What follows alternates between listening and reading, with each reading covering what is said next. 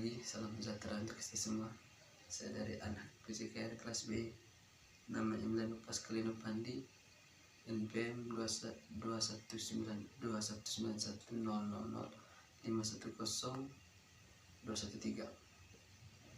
Saya akan menjelaskan bagan berikut.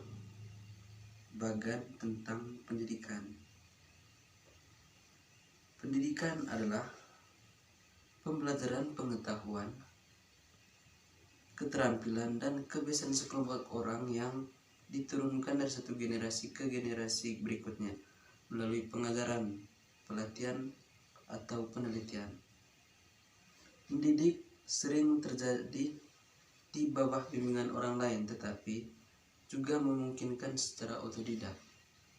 Pendidikan dapat dibagikan menjadi 3 bagian, yaitu 1. Pendidik 2. Pembelajaran 3. Pembelajar.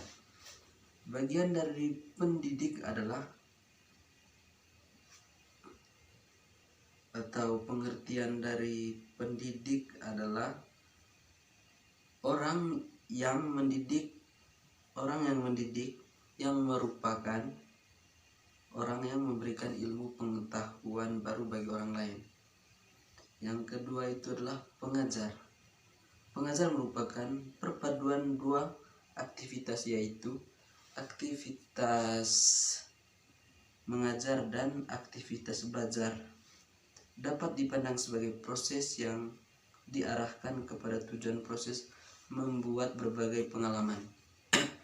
Yang kedua itu adalah pembelajar. Pembelajar dapat dibagi menjadi 5, yaitu yang pertama,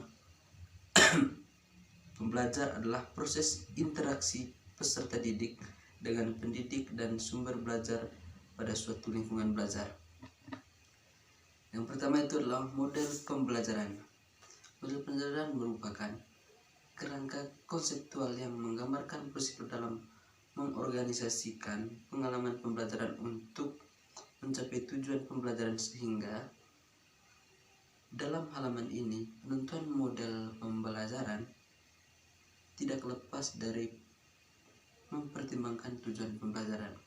2 itu pendekatan pendidikan, berarti suatu proses kegiatan, perbuatan, dan cara mendekati bidang pendidikan sehingga mempermudah pelaksanaan pendidikan tersebut.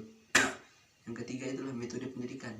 Dapat diartikan sebagai cara untuk mencapai tujuan pendidikan sesuai kurikulum yang ditentukan. 4. Dalam dunia pendidikan, strategi diartikan sebagai perencanaan yang berisi tentang rangkaian kegiatan yang didesain untuk mencapai tujuan pendidikan tertentu.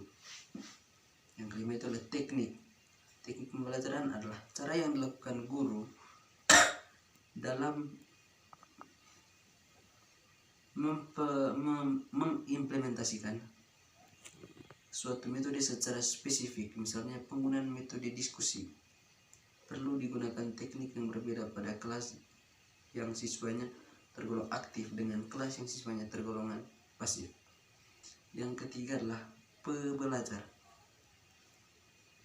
Berarti orang yang mempelajari atau selama ini akrab sering disebut dengan siswa atau murid. Belajar adalah ada satu bagian dari pembelajaran, yaitu belajar. Belajar adalah perubahan yang relatif permanen dalam perilaku atau potensi perilaku sebagai hasil pengalaman atau latihan yang diperkuat. Belajar merupakan akibat adanya interaksi antara stimulus dan respon. Seorang dianggap telah belajar